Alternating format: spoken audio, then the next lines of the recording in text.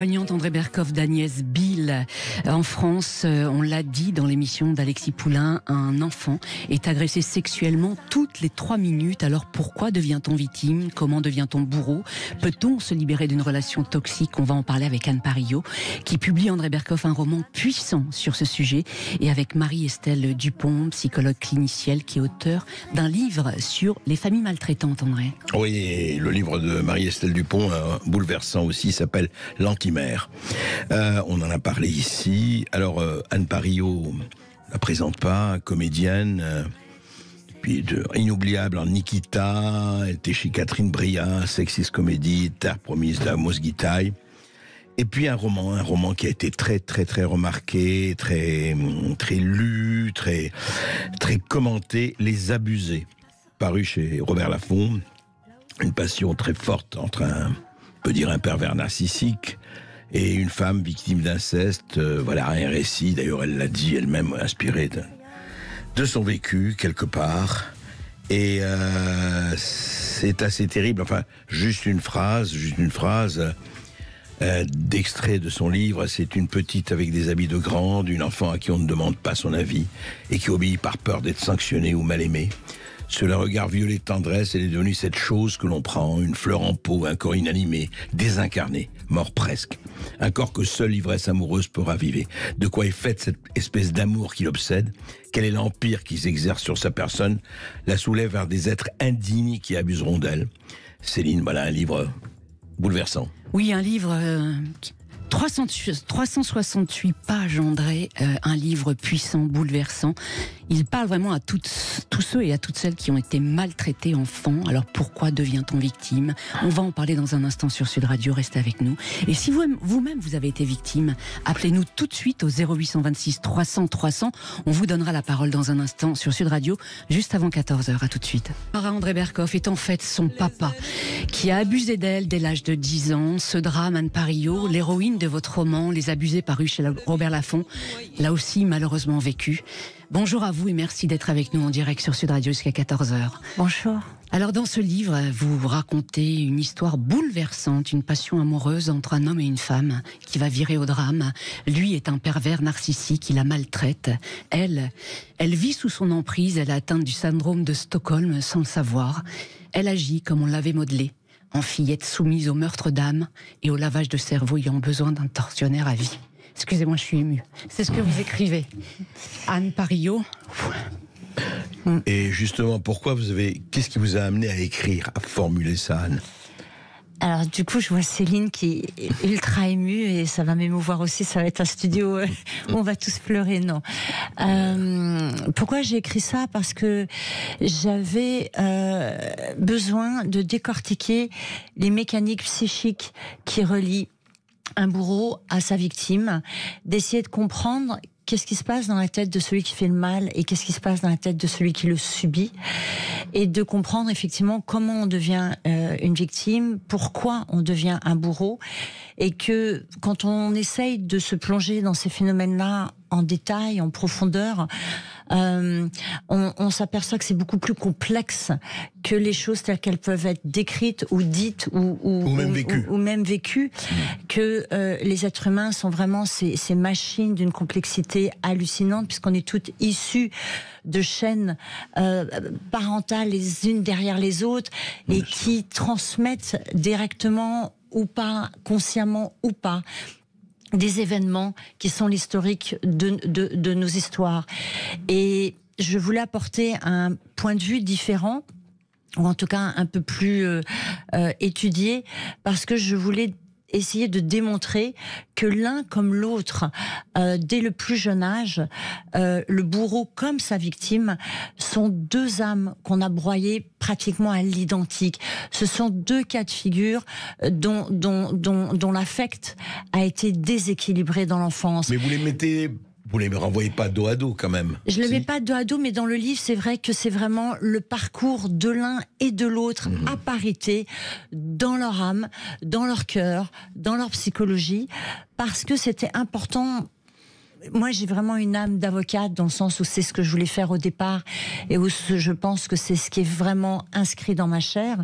Et donc, telle une avocate, de vouloir vraiment plaider aussi bien pour l'un que pour l'autre. C'est-à-dire que la victime, forcément, il y a une empathie évidente et pour lequel je vais évidemment que je vais partager puisque j'en fais partie.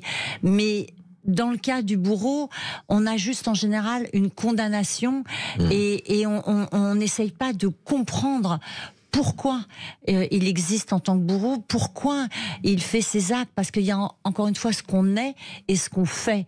Ce sont des actes monstrueux mais l'être en lui-même, il faut essayer de revenir à la genèse, de comprendre pourquoi il est amené à agir comme ça, parce que je pense que c'est la seule façon de pouvoir essayer d'endiguer le problème, c'est de le comprendre pour justement parer à ce comportement. Parce que juste de juger n'amène pas de résultats. Alors, essayer de comprendre, de traduire. Oui. Oui. Alors Anne, ce livre qui est bouleversant, vous avez attendu la mort de votre papa pour l'écrire. Alors je l'ai pas attendu, le destin l'a fait pour moi. En fait, ce que je mets en avant-garde du livre, effectivement, mon père partait en fait, ce que j'ai écrit dans le livre, c'est comme s'il ne devait pas le lire. Mon père partait au moment où j'ai commencé à l'écrire et ma mère partait au moment où je l'ai terminé. C'est vrai que ça a été très troublant pour moi de me dire que je n'ai pas eu moi à décider ou à réfléchir sur ce paramètre et le destin l'a fait pour moi et donc ils n'ont pas eu connaissance de cet ouvrage qui vraisemblablement ne leur était pas ne leur était pas destiné mais je n'ai pas attendu la disparition de mon papa. Il s'est trouvé que au moment où moi c'est arrivé à ce moment-là. Oui. Alors votre héroïne a été victime d'un père incestueux. Vous l'avez été. Vous avez été longtemps dans le déni, Anne, en quelque sorte. Alors en fait, un peu à l'instar de mon héroïne, qui reste dans un flou aussi, et c'est effectivement son mari qui essaye de lui incruster dans le cerveau que, vu ses comportements, vraisemblablement, c'est une abusée et qu'elle est effectivement victime d'inceste. Et je pense que c'est une parallèle avec mon parcours, puisque moi je pense effectivement être dans un déni total et donc vivre à travers ce que les psychologues expliquent, qui est cette mémoire traumatique qui fait que c'est inenvisageable de pouvoir percevoir cet acte-là et que finalement on l'occulte, mais il ne disparaît pas. Pour vous, il était impossible que votre papa abuse de vous en quelque sorte. Oui. Quel rapport vous aviez avec votre papa ? Et c'est là où c'est extrêmement ambivalent et paradoxal. C'était que c'était mon confident et lui-même se confiait entièrement sur son existence et que pour moi c'était la personne la plus proche de moi. Et effectivement, c'est d'autres membres de la famille, parce qu'effectivement, on sait aussi que quand il y a un membre de la famille qui fait éclater ce secret, il fait éclater toute la cellule familiale, et qu'effectivement, je fais partie en fait d'un dommage collatéral d'un des membres de ma famille qui a décidé de parler. Vous faites référence à vos sœurs, en fait. Oui, et c'est ça qui a commencé à germer en moi, parce qu'un membre de ma famille a dévoilé un secret. Elles l'ont dévoilé à quelle heure, vos sœurs ? À quel âge, pardon, vos sœurs ? En fait, ma sœur, elle l'a dévoilé, elle avait... assez récemment, elle avait une 50aine d'années, et j'ai une autre demi-sœur, puisque mon père s'est séparé plusieurs fois et régulièrement avait des relations avec des jeunes femmes, donc forcément avec des femmes qui voulaient des enfants. Donc j'ai des très jeunes demi-sœurs, et c'est une jeune demi-sœur dont la mère s'est a décidé d'amener mon père dans un tribunal et pour le condamner. Et c'est comme ça que les choses se sont faites. De le poursuivre judiciairement, etc. Ben oui, pour qu'on dise, qu'on prenne conscience des actes qu'il avait faits sur ma demi-sœur et d'être condamné effectivement à être traité psychologiquement, à être écarté de cet enfant, voilà. Et pour moi, c'était même, et c'est là où le phénomène de l'emprise, qui est quelque chose en revanche que je gère beaucoup mieux, parce que ça, j'en ai pleinement conscience, d'avoir été sous emprise et d'avoir perduré dans mon existence ce phénomène d'être sous emprise. Je pense que j'étais tellement sous l'emprise de mon père que même si une juridiction, même si une société et même si des membres de ma famille arrivent avec des preuves à l'appui, je continue à hésiter, à croire à ce que je peux... À ce que vous avez vécu. À ce que j'ai vécu. D'où le syndrome, effectivement, le fameux syndrome de Stockholm. Mais c'est là où c'est assez... Enfin, quand on a ce privilège d'être artiste et donc de pouvoir s'exprimer à travers la fibre artistique, en revanche, c'est là que l'inconscient s'étale sur la page, parce qu'effectivement j'ai été moi-même dans témoin de ce que j'ai écrit, et c'est là aussi où que se sont révélés des éléments de mon existence, parce qu'à travers mon héroïne j'ai finalement avoué ou révélé des choses à moi-même, parce que là j'ai un avatar qui me permet de ne pas vivre frontalement. Moi, ce que j'aimerais savoir, Anne Parillot, c'est quand vos sœurs, effectivement, ont révélé avoir été abusées, votre famille a explosé. Vous, personnellement, est-ce que vous avez questionné votre maman sur les agissements de votre papa ? Oui. Bien sûr, on l'a toute faite d'ailleurs dans notre famille, et elle affirme qu'elle n'était absolument pas au courant, et que si elle l'avait été, elle aurait agi. Et donc on ne peut rien faire contre ça, puisqu'on est obligé de la croire et qu'on est obligé d'admettre. Mais c'est vrai que ça paraît compliqué quand on est des très très jeunes enfants, puisqu'en général, je pense, en tout cas dans ma famille, je pense que ça s'est passé à des âges très très jeunes, qu'une mère effectivement ne puisse pas être quelque part qu'elle ne soit pas protectrice. Oui. Mais elle a voulu protéger votre papa, j'imagine. Quelle maman était-elle ? Est-ce que c'était une maman aimante ? Alors non, ça en revanche, je suis beaucoup plus à même de parler effectivement de maltraitance dans les cellules, dans la cellule familiale, ou de désamour parental, parce qu'effectivement j'ai couru après l'amour de mes parents, mais de ma mère essentiellement toute ma vie, et je ne me suis effectivement pas sentie reconnue, aimée, valorisée, mais plutôt évidemment à l'inverse, dénigré et maltraité psychologiquement. Et ça, effectivement, c'est quelque chose qui vous poursuit aussi toute votre vie, puisque si les deux entités parentales ne vous axent pas, ne vous équilibrent pas à cet endroit-là et ne vous rassurent pas à cet endroit-là, vous ne pouvez plus jamais croire au cours de votre existence que qui que ce soit qui ne parviendra jamais à vous faire croire à votre valeur, puisque ceux qui auraient dû le faire ne l'ont pas fait.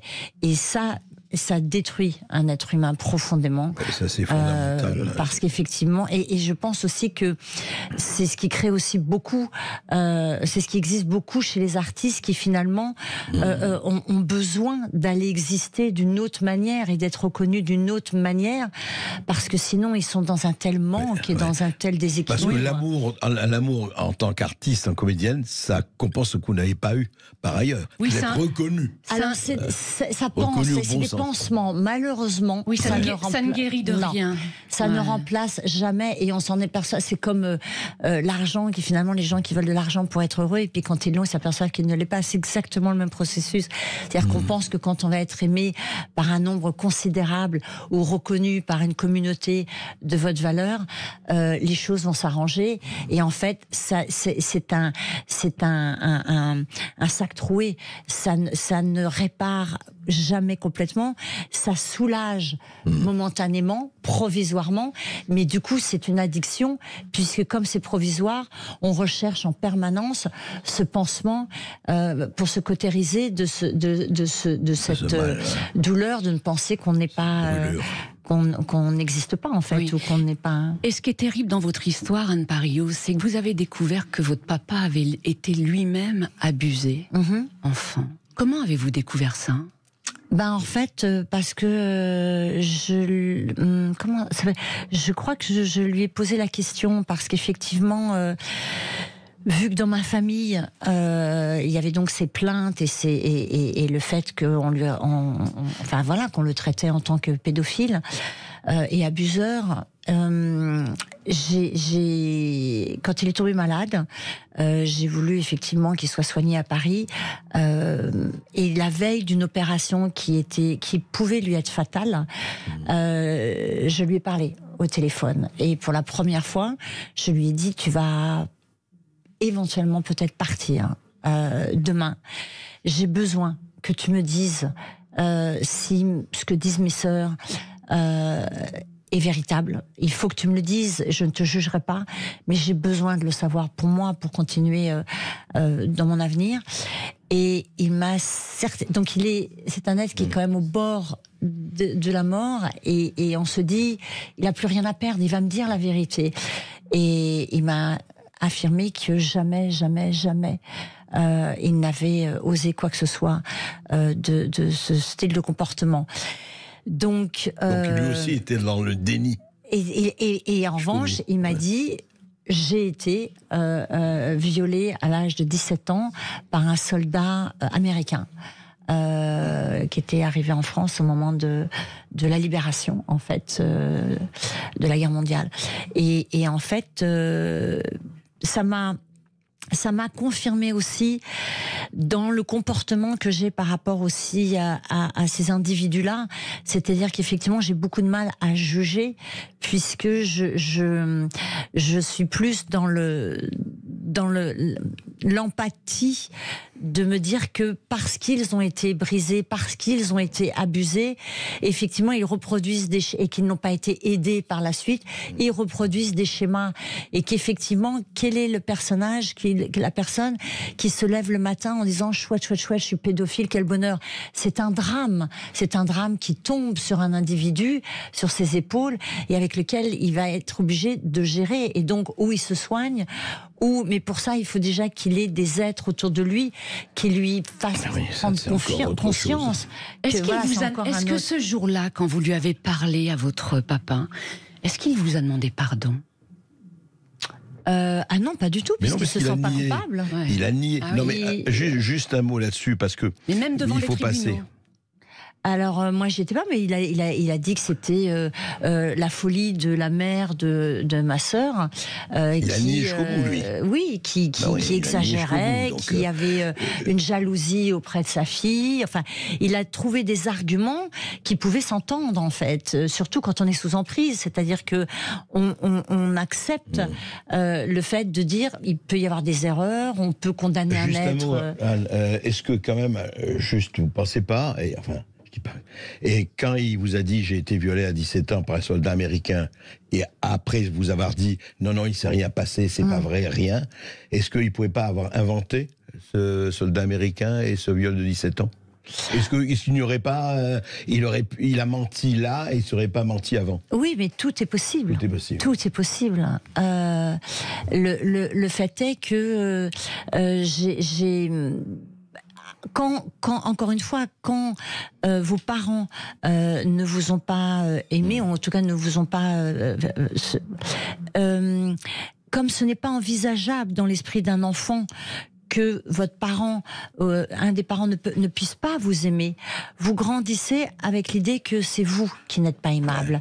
Et donc c'est vous qui grandissez avec cette culpabilité, c'est vous qui grandissez avec un désamour de vous-même. Et vous grandissez effectivement... Et je ne le savais pas, je l'ai effectivement découvert en écrivant mon roman, que vous fabriquez ce fameux syndrome de Stockholm, puisque finalement, vous aimez ces êtres qui ne vous aiment pas, parce qu'il n'y a pas le choix, parce que c'est vos parents.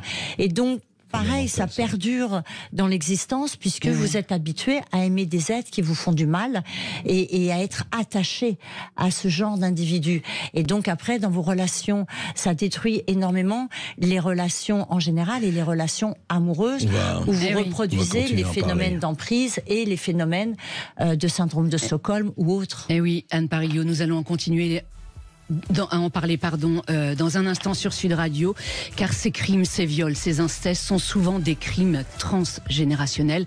Nous allons en parler avec Marie-Estelle Dupont, psychologue et psychothérapeute, qui a écrit notamment un livre sur les familles maltraitantes, L'Antimère. À tout de suite sur Sud Radio. Cette chanson extraordinaire, très belle, Yvan Dautin. Voilà, et quand on pense qu'on peut et qu'il y a des gens pour faire vivre le contraire, l'exact côté sombre, le côté obscur, à d'autres personnes c'est clair. Malheureusement, cette maltraitance, elle existe. Marie-Estelle Dupont, merci de nous avoir rejoints sur Sud Radio. Vous êtes psychologue, psychothérapeute et auteur de nombreux ouvrages, notamment un livre puissant qui s'intitule L'Antimère, qui est paru chez Albin Michel, un livre sur les familles maltraitantes. Alors, vous avez entendu le témoignage d'Anne Parillaud. Expliquons, qu'est-ce que l'inceste ? Oui, merci pour votre question, parce que je crois qu'une des difficultés aujourd'hui pour que la société prenne conscience et accepte d'entendre la réalité de l'inceste et des violences intrafamiliales, c'est qu'on voudrait se raconter que l'inceste, c'est un viol commis au sein de la famille. Mais c'est beaucoup plus complexe que ça. Ça n'est pas du tout réductible à un acte sexuel au sein de la famille. L'inceste, c'est un système. D'abord, l'interdit de l'inceste, c'est le grand tabou de la civilisation. Chez les animaux, il n'y a pas d'inceste parce que ça menace immédiatement la survie de l'espèce. C'est-à-dire que si un père fait un enfant à sa fille, l'espèce dégénère en fait. Donc c'est un des piliers de la civilisation, l'interdit de l'inceste, avec l'interdit du meurtre. C'est un des tabous, c'est le grand tabou, puisque c'est le garant de la survie de l'espèce. Et c'est un système, l'inceste. C'est-à-dire qu'on ne peut pas comprendre l'inceste si on ne comprend pas l'incestuel, c'est-à-dire tout le climat qui rend possible l'inceste.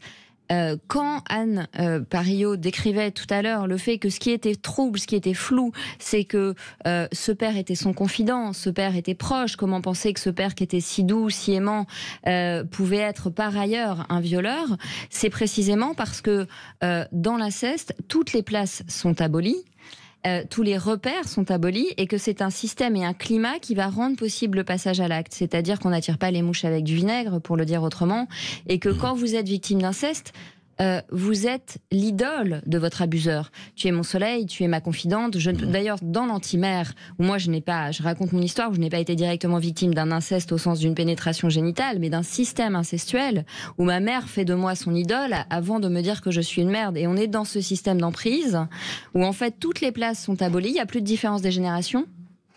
Il n'y a plus de vrai et de faux. Il y a une effraction des limites corporelles, mais une effraction aussi des limites psychiques. Donc l'enfant est obligé de se couper de ses perceptions, puisque comme le disait très bien Anne, c'est ma figure d'attachement qui me rejette. Donc pour moi, l'amour, c'est le rejet. Donc je ne peux aller chercher que du rejet chez les hommes après. Puisque si un homme m'aime, il n'y a pas de bande passante, en fait. Je ne le repère pas, cet homme-là. Il se plante, je ne suis pas aimable. L'amour, c'est forcément de la violence. Donc, si vous voulez, l'inceste, c'est ce climat qui est caractérisé par une confusion des langues, où l'enfant va parler le langage de la tendresse et de l'attachement. Maman, tu es la plus belle.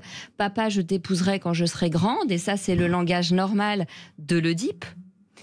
Mais dans l'Oedipe, on est trois. Il y a papa, maman, l'enfant. Et l'autre parent vient superviser aussi ce qui se passe entre le père et la fille ou entre la mère et le fils. Alors que dans l'inceste, on est deux. C'est-à-dire que l'adulte va tordre le langage de la tendresse pour le récupérer sur le mode de la sexualité à un âge où l'enfant n'est pas assez mature pour comprendre l'excitation sexuelle et pour la métaboliser. Donc il va exploser complètement le psychisme en construction de l'enfant, en passant à l'acte, en utilisant le fantasme de l'enfant pour passer à l'acte ses propres besoins narcissiques. Et ce que décrivait Anne dans l'emprise, mais je comprends pas, et on sent qu'Anne est encore dans cette recherche de comprendre tous les paradoxes de ce système, c'est ce que nous, en psychanalyse, on appelle la séduction narcissique.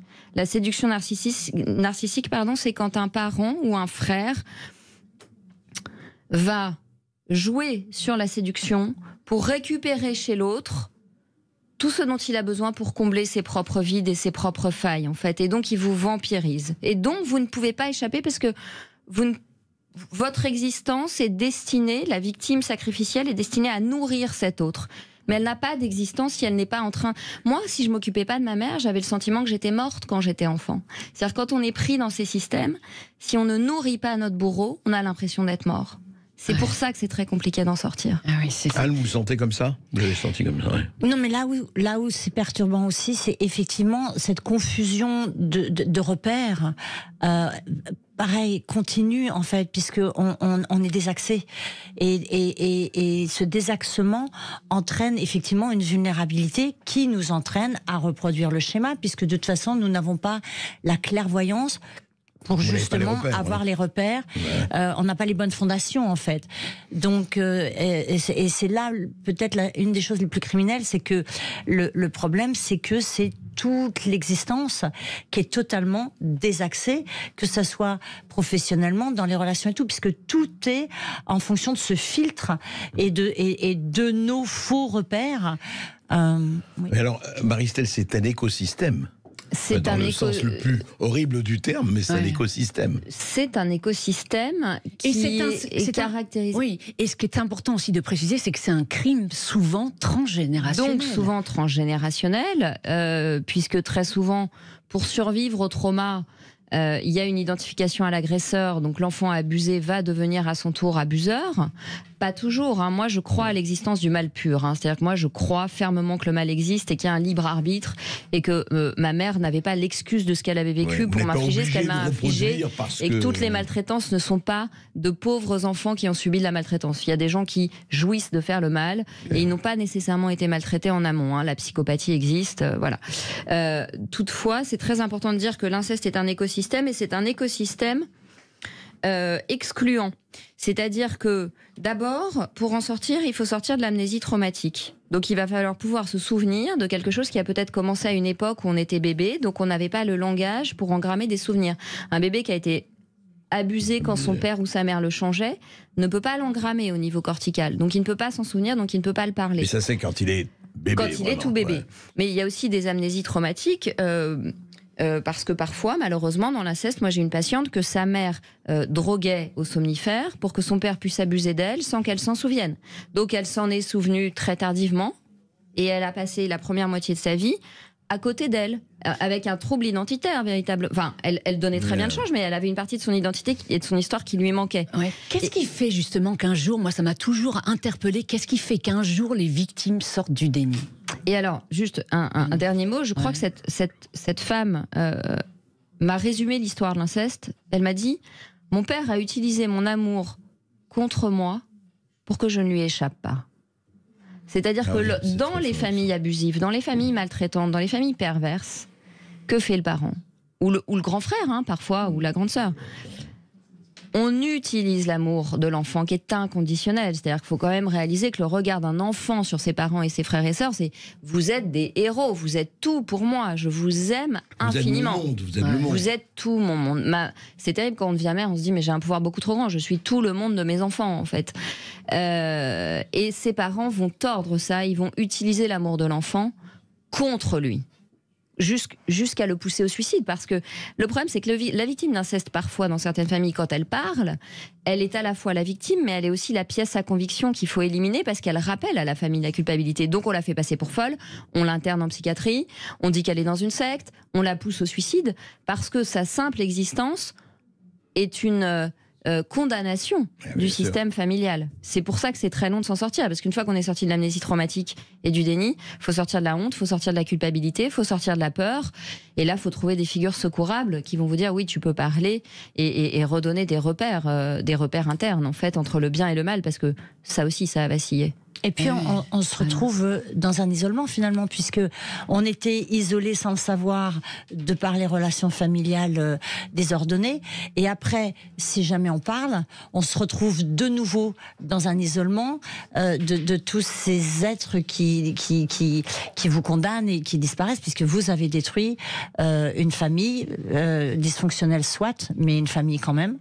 Et donc. Et puis on vous en veut, la famille dit comment tu oses parler de ça. Enfin, bien sûr, bien sûr.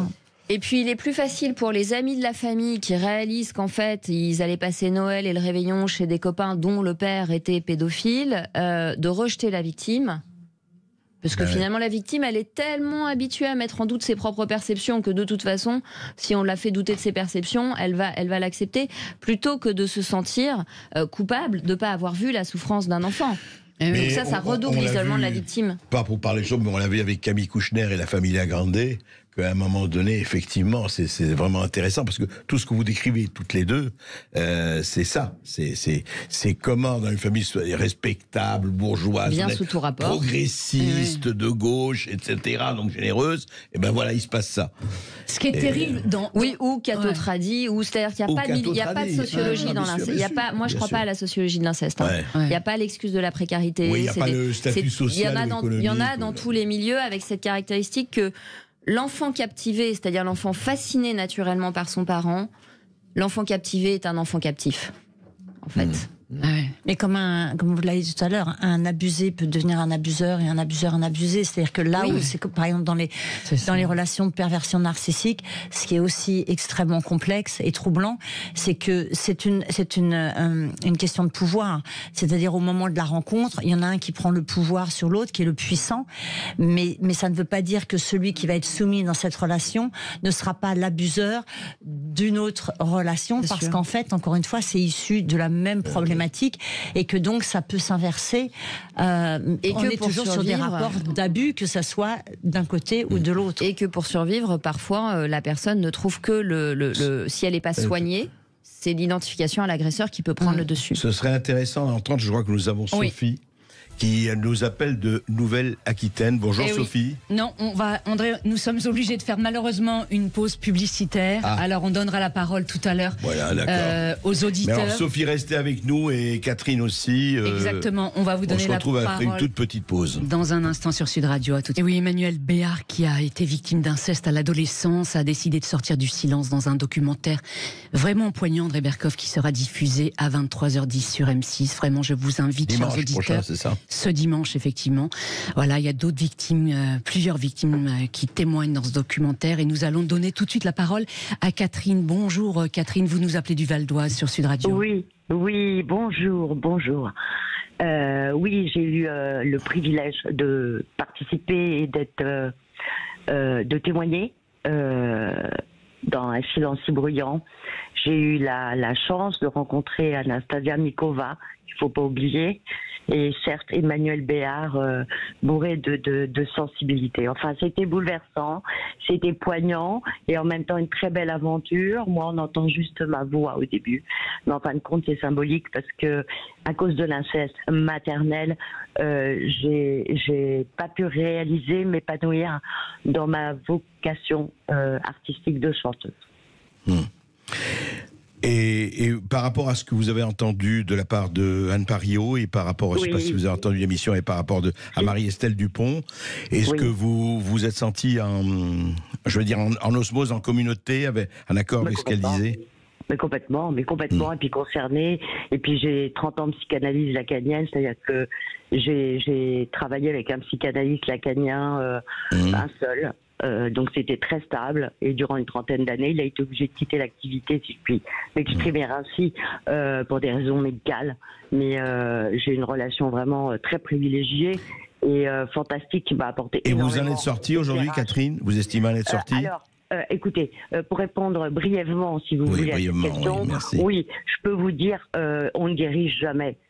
C'est irréversible, d'autant plus que l'inceste a entraîné des viols, des violences conjugales, de l'incarcération, de la toxicomanie, l'héroïne, enfin bref, tout un tas de merde, excusez-moi, dû à ce, comme je dis, ce poignard, vraiment, du cerveau jusqu'au sexe. Donc, je crois que c'est un crime, j'en suis sûre, et que oui, on peut aider les autres, oui, on peut arriver à s'aimer, parvenir à s'aimer. C'est pour ça que je suis vraiment d'accord avec ce que dit Anne Parillaud. Et c'est malgré tout, oui, une blessure à jamais. Je comprends. Anne Parillaud. Merci. Oui, non, c'est touchant de vous entendre. Je ne sais pas si vous m'entendez, elle m'entend ? Oui. Quelle jolie voix. Oui, non, c'est très touchant ce que j'entends. Et effectivement, quand on entend d'autres personnes s'exprimer sur un dossier, surtout que vous, du coup, vous êtes en contact direct avec ce qui vous est arrivé, ce qui n'est pas, encore une fois, mon cas, puisque moi, j'ai un déni complet. Mais c'est très touchant d'être extrêmement touché par ce qui vous arrive, comme si moi ça ne m'était pas arrivé, et d'être en empathie totale avec ce que vous vivez. Et du coup c'est très particulier pour moi, mais ça me touche terriblement, et j'entends, je pense que ça passe direct dans mon inconscient sans passer voilà, par une réalité, mais je serais heureuse de vous rencontrer, vous savez. Vraiment. Ça pourra se faire. On en parlera après l'antenne. Merci, Catherine. Il y avait coordonnées, en tout cas. Juste... Mais, oui, pardon, je vous écoute. En tout cas, c'est l'inceste maternel. Et même si je suis une féministe convaincue, oui, il y a des mères toxiques, oui, il y a des mères criminelles, maltraitantes. Et là-dessus, évidemment que je rejoins également Marie-Estelle Dupont. Et je me suis empressée de commander son livre, d'ailleurs.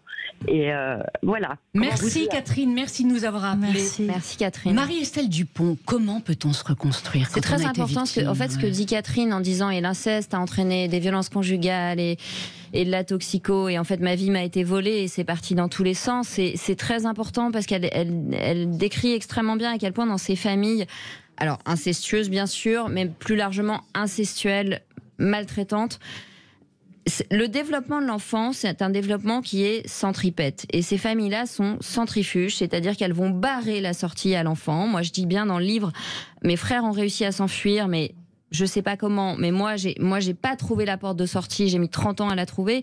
C'est-à-dire que ce qui nous est barré, c'est l'autonomie du désir, c'est l'autonomie de la perception. Ce que tu ressens n'existe pas. Non, tu n'as pas mal. Oui, tu es contente. C'est l'autonomie de la parole. Ce que tu dis n'est pas intéressant, d'ailleurs je ne l'entends pas. D'ailleurs c'est faux, d'ailleurs c'est un mensonge. C'est l'autonomie du jugement, c'est l'autonomie du choix en fait. C'est-à-dire que on va... Là où les autres démarrent leur vie, nous déjà, on met 30 ans à trouver la ligne de départ. Vous voyez ce que je veux dire ? Parce que c'est l'accès à l'autonomie qui est barré, alors que les parents, c'est ceux qui donnent à l'enfant les clés progressives pour qu'il vole de ses propres ailes. Et nous, on prend nos ailes, on les casse en 1000 morceaux, et après, tu te démerdes, et de toute façon, c'est de ta faute. La seule chose que je voudrais rajouter, c'est que, évidemment, qu'il faudrait absolument que ces choses-là n'existent pas. Mais une fois qu'elles ont existé, si on doit y en tirer quelque chose, un minima de constructif ou de positif, je dirais que sur des êtres qui ont donc eu des complications justement d'existence, ça nous a donné une réflexion, une analyse, une observation, une sensibilité, et que ce sont quand même des atouts dans l'existence qui peuvent être utilisés, transcendés, voilà, et ça, parce qu'effectivement il y a des parcours plus simples qui en fait on ne se pose pas la question sur rien, puisque finalement la vie coule comme une rivière douce comme ça, alors que sur des êtres abîmés, bien évidemment l'échappatoire est d'y réfléchir et de se poser des questions sur l'ensemble d'un itinéraire humain et de l'exploration humaine. Ce désir de vouloir explorer l'humain. Bien sûr. Et ça, moi, ça me l'a donné. Soit vous répétez, soit vous transformez. C'est-à-dire qu'il y a ceux qui vont prendre le destin, faute de rencontres, faute de ressources imaginaires ou affectives ou spirituelles, vont prendre le chemin de l'identification à l'agresseur et devenir à leur tour des bourreaux qui répètent ce qu'ils ont vécu pour se l'approprier. Et donc, ils vont érotiser la douleur en la répétant. Et puis, il y a ceux qui vont transformer, qui vont bosser sur eux, qui vont chercher, qui vont s'interroger. Et on peut transformer. Évidemment que la psychothérapie, c'est transformer le plomb en or. Mais la psychothérapie suffit pas. Je crois aussi qu'il faut des rencontres saines. Anne Parillaud, en 10 secondes, pourquoi vous avez choisi le roman et non pas l'autobiographie ? Parce que moi, je n'avais pas besoin de pousser un cri personnel. J'ai ce privilège d'être artiste, de pouvoir utiliser l'expression artistique pour, en fait, à la fois faire des catharsis et en même temps créer un partage.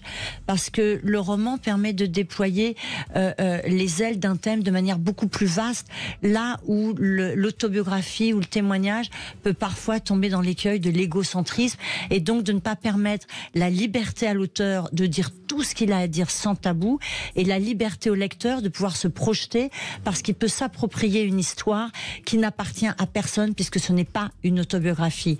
Et ça, pour moi, c'est très important, parce que ce qui était c'est le partage que je cherchais, c'était la rencontre, l'échange, et non pas de me délivrer d'une plainte ou d'une douleur, en fait. En tout cas, vous avez eu toutes les deux, je veux dire, vous, Anne Parillaud, avec Les Abusés, vous, Marie-Estelle Dupont, avec L'Antimère, pour ne citer que ces livres. Vous avez eu, moi je les ai lus, c'est une parole de vérité, c'est une parole pour ceux, effectivement, et beaucoup qui n'ont pas vécu cela, qui ont, je dirais, presque la chance de vivre autre chose, peut-être avec d'autres problèmes, de savoir ce que ça veut dire. Et vous l'avez exploré dans la complicité. On n'est pas là, le réel n'est pas noir et blanc, le réel est complexe, le réel est à facettes, les bons, les zones d'ombre et les zones de lumière. Et je pense qu'on a eu un vrai, je dirais un vrai inventaire, et on vous en remercie. Et oui, chers auditeurs, lisez ces deux livres, Les Abusés chez Robert Laffont et L'Antimère chez Albin Michel. Merci Marie-Estelle Dupont et Anne Parillaud d'être venues sur Sud Radio. Ce livre va aider effectivement si vous avez été victime de violence, de maltraitance, d'un pervers narcissique. Ces deux livres vont vraiment vous aider, chers auditeurs, lisez-les.